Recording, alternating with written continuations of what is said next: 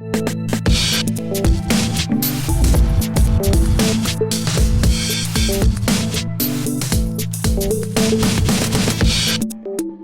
very warm welcome to Rachel Binx. Cool. Hi, everyone. Thank you so much for having me at XOXO, which is how I've chosen to pronounce the name of this conference. It's using the Basque X. I tried to make this joke to Andy on Twitter last year. He was not having it. Sort of nicely corrected, like, it's XOXO, but viva la XOXO. Okay. So hi, I'm Rachel Binx, and some of you know me and a lot of you don't, and so I was trying to think of how to introduce myself, and kind of like most people, I guess what I default to is kind of my day job, which is data visualization. Except it's not really a day job because I've been freelancing for the past 2 years, right?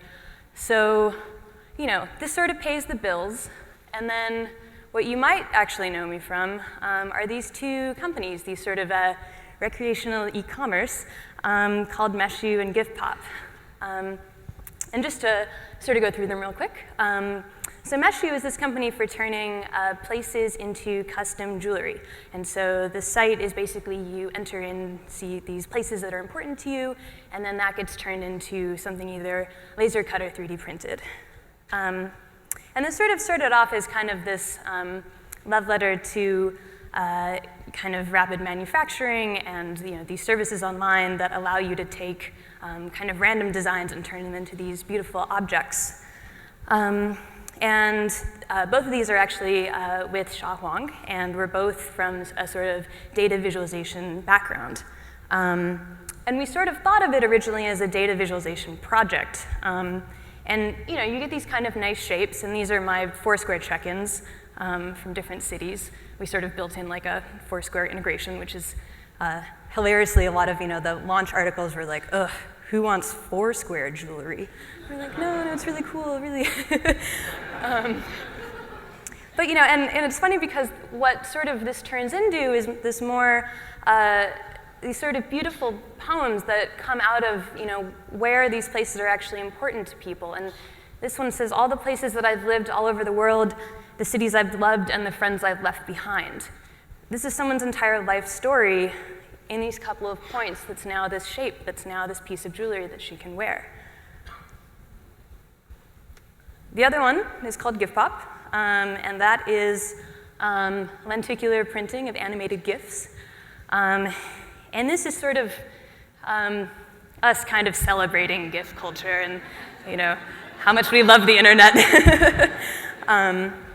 But I'll just let you enjoy this for a minute.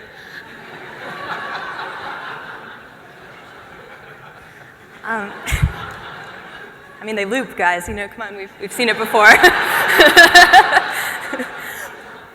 And so half of it is this sort of where you can make your own card, and then half of Gifpop is us being able to work with GIF artists. And there's a lot of really amazing work being done in the GIF medium these days. And so it was a really wonderful thing for us that we got to get in touch with these people and to start making prints of their work. And for some of these people, this is kind of this is their nights and weekends fun thing that they do, is this GIF art.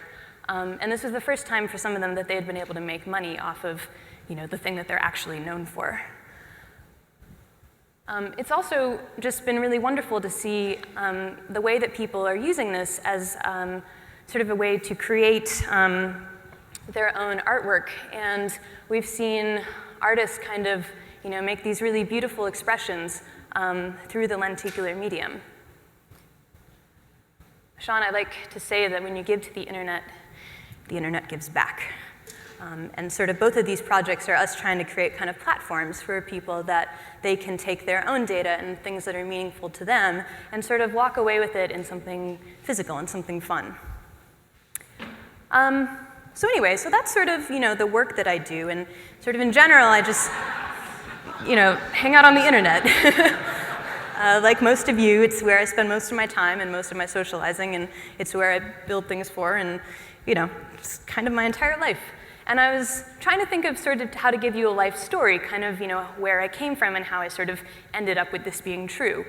And if we were maybe at a tech year conference, this is where I would put up a photo of me at age 3 and tell you how I learned how to program at age 3, and I've been making things since then, and code is life, and blah, blah, blah. Except that it's not true, right? Because I only learned how to code 5 years ago, and I've been sort of making up for lost time, but like this isn't sort of the thread that's been going through my whole life. And something that's closer to that, I guess, would be kind of entrepreneurship or selling things.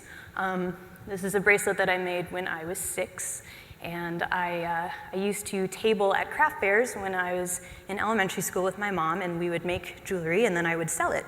And being 6 and 7 and 8, you don't really have anything to buy, so I just kind of took the money and put it in a little jar, and then at some point in my adolescence was like, oh boy, I have money. Can go to the mall and buy 2 whole t-shirts or something.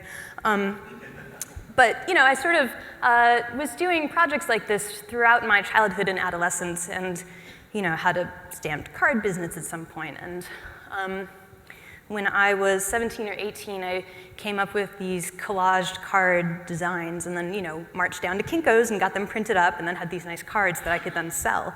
And the summer between high school and college for me wound up being particularly long based on how the schedule of them were apart, and I had about 5 months to just kind of kill time in Albuquerque, where I'm from. And so I wound up meeting these 2 people that were opening a store, and we sort of collaborated on this, and I wound up providing about half of the merchandise in their store. And so every Friday I would go down there and I would watch the store and try to sell to people, and probably made about $150 that month or that summer. You don't really sell that much. On some level, this is sort of like looking at baby photos of myself. With these photos, I've never shown these publicly before. Funny story, this one, the record bowl, was me trying to do a photo shoot in my parents' living room, and so I got a poster and turned it around and created the backdrop, and then I had like a little lamp with a 100-watt light bulb in my point and shoot, and was like, kind of like trying to get this ideal shot.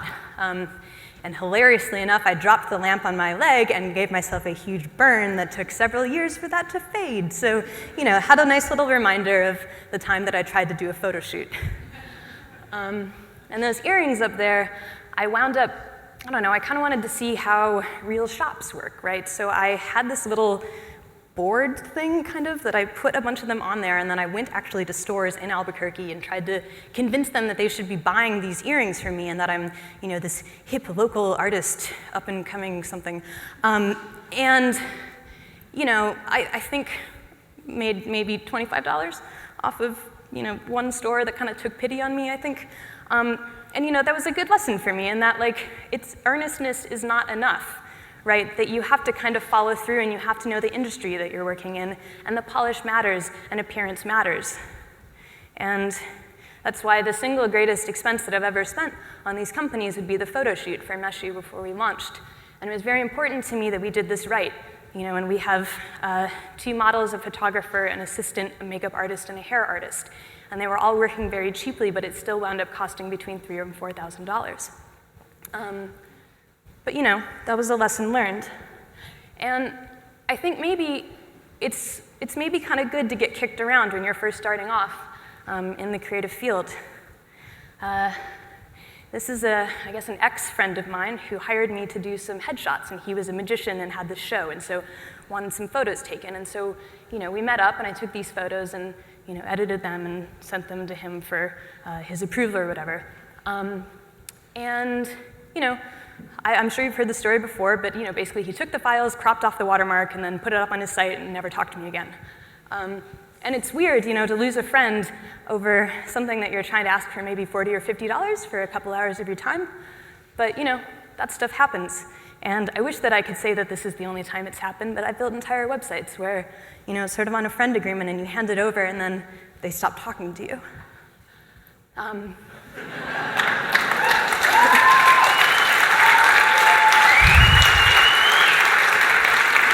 And so when Mike Montiero started talking about design as a job and fuck you, pay me, for me this wasn't a cute little use of profanity online. This was something real and something experienced.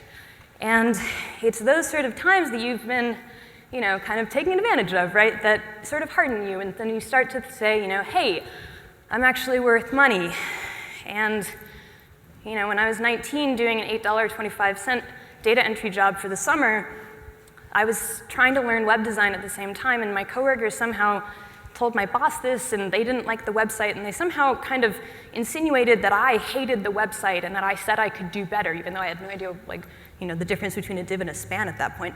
But my boss sort of came over and was like, oh yeah, fine, fine, redesign it. Yeah, let's see what you got. And so I did, but also went over and said, well, if I'm going to be doing web design, I'm going to need a raise. I'm going to need a raise to a whole $25 an hour, which when you're 19, it sounds like you're asking for $1 billion.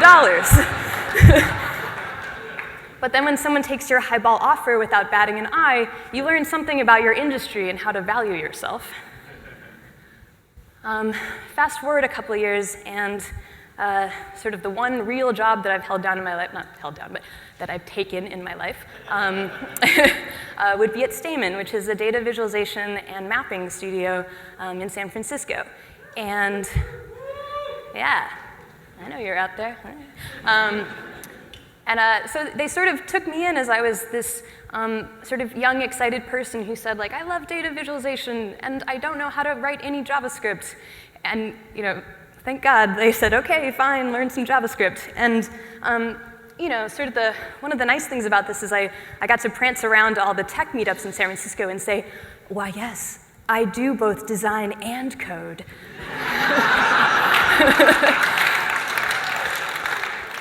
But sort of the benefit of working at Stamen is that it was sort of like the island of misfit toys, and that at least when I was there was no sort of curriculum for how to be a data visualizer. There was no degree, there was no certification. And so everyone was sort of coming at it from these different angles, and we were all just sort of thinking that it was this sort of interesting thing that was happening on the internet, and we wanted to be a part of it. And I think it's really wonderful to work in an environment where everyone's sort of coming at it from a different path. And a lot of people didn't even have a CS degree. I myself studied math and art history.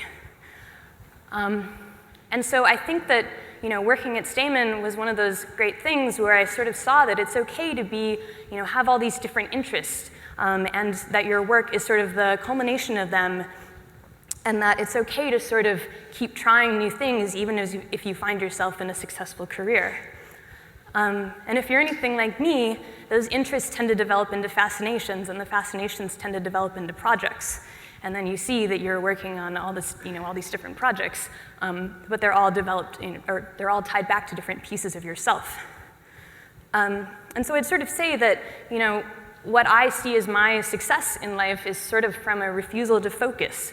It's just, this is something I've been told at several points throughout my life that I've, sort of had my fun, but it's really time to focus, and it's, time to choose a path that you're going to be on, and I've, sort of brazenly said, no, I won't. I'm going to keep doing everything all the time. And I wanted to kind of show you this exercise that I do for myself, and it happens maybe about once a year when I feel like I'm getting a little unsure of what I want to do. And so I start by sort of writing down topics of interest, which in this particular one would be orange, and then I go to short-term interests, which are green, and then I go to long-term interests, which are blue. And then I sort of try to arrange them and figure out where everything goes. And this is sort of my map of everything that I want to be accomplishing. This particular one is from about 6 years ago, and you'll notice the scary blank space that I've called out, because that's where the career one was, and I had no idea what I was going to do 6 years ago. But for me, sort of the projects then are drawing the connections between these different interests. And when you find a way to combine them in such a way that turns into something cohesive that you can show other people, that's really kind of where the beauty comes out. And that's what I like to think of as happening with Meshu and Gifpop, is that there's this combination of rapid prototyping, of travel, of data visualization, of cartography, of animated GIFs, of supporting artists, all these different things that sort of get tied together into projects that I can share with other people. However, at this point in writing the talk, I realized that I am veering dangerously into sort of generalized feel-good advice. And I actually wrote this slide semi-seriously, and then sort of congratulated myself that I had come up with such a great kernel of wisdom that I could tell the attendees of XOXO, and you're all going to walk away feeling great, right? Because in no uncertain terms, I have told you that the formula for success is to pursue interests, build projects, profit. Update this for our emoticon lexicon. And if we follow down this sort of path, then we get into this dangerously Jobsian territory where I tell you that you should quit your job and do a startup and on some level, yeah, your job is holding you back. It's taking 40 plus hours of your life and turning it into somebody else's project, and yeah, you should quit it. And your stable income and job security are nothing, and you should be a freelancer, yeah. Woo, come join us, it's great. And I think that's something sort of interesting that this conference needs to straddle, is that we're all sort of celebrating independent workers and freelancers, and I would hate for us to, at the end of this, just to sort of pat ourselves on the back and say, what a coincidence that we're better than everyone. When it works to be a freelancer. It's amazing. You get to work on your own projects and pursue your own interests. And when it doesn't work, it really sucks. I got to have my first public failure this year. Quite exciting. I think actually so it's a conference that I was going to put on, and the title was for people who make and sell things online. And I basically wanted to have a conference where other small business owners online could come and talk about kind of the brass tacks of owning a business. How it is to do manufacturing, packaging, shipping, all sort of the boring stuff that's really hard when you're starting a small business online. Perhaps this was so obvious to me that I don't know, I've got a bunch of pet theories of why it didn't work out. Did a Kickstarter failed, we move on. I was joking at some point that now I can write a Medium post about failure, and how I've learned from it, and now I'm this better person or something. But the truth of it is, it really sucks to talk about failure unless it's super far behind you. If you have some new great success that you can sort of say, well, I failed, but then look at this new thing. And I'm not that far from it. It's still sort of hard, and I think that sort of failing on the internet is a lot closer to crying in public, which unfortunately is something that I've also been experiencing lately for totally different reasons.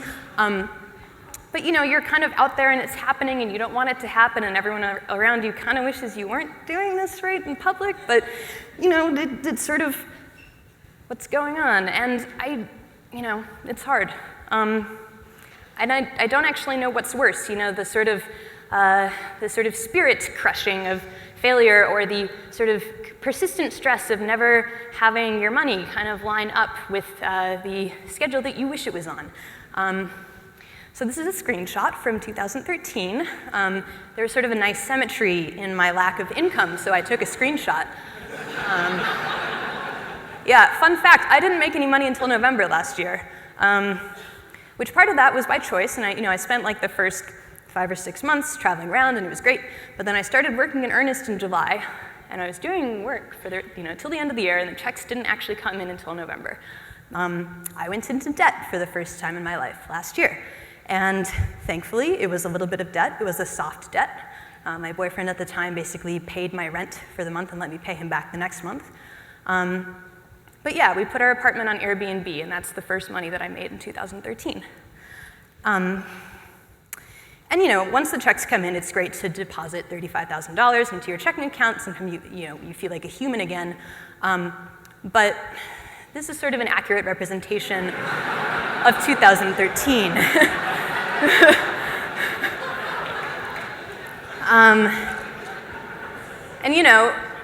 When it's not going well, this is what freelancing feels like. It's just that everything's on fire and you're trying to make it through, but it's not quite there right yet.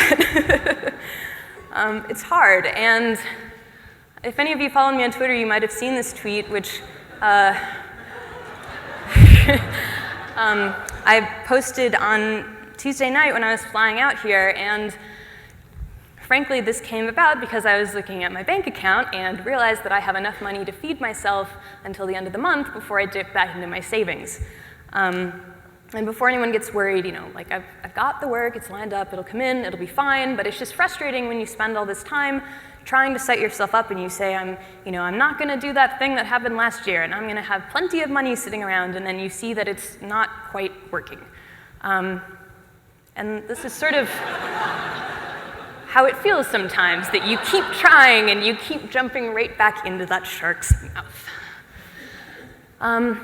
But in the end, this is the life that I chose, and this is entirely on me, and if I wanted to, I could go and find a job and I could have, stable income, and I wouldn't have a talk about, complaining about my lack of income. And, we take the time to focus on the things that are important to us, and, you probably can't read most of this, but there is this one at the top that says, travel 25% of the year. And this is my year so far. This is January through planned stuff in November. And it's kind of a lot, And some of you might be thinking, well, Rachel, I figured out how you can save some money. And, yes, valid point, but a lot of this is, this is facilitated by the fact that I have officially lived somewhere for only 4 months this year. All of my stuff has been in storage, and I've been living out of a suitcase since February. And so, some of this is honest-to-God travel and tourism, and that's totally awesome, and some of this is just hopping from friend couch to friend couch, and this becomes surprisingly easy when you just turn your rent money into plane tickets, and you too can travel a bunch. When your life has kind of no routine and no structure and no safety net, it becomes really easy to find the time to work on your 7 concurrent projects. So, in general, this is kind of where I feel like I am right now. It's a little bit rocky, but in general, it's kind of working, most of the time. We're going up. And this is sort of, what's important to me is to be able to explore those different interests of mine and to be able to spend my time kind of working on the things that are important to me and traveling around and, mostly making it work. I couldn't possibly stand up here and be giving you generalized advice of what to do with your life, so I'll just leave it at this. You should be your own fucking hero. Thank you.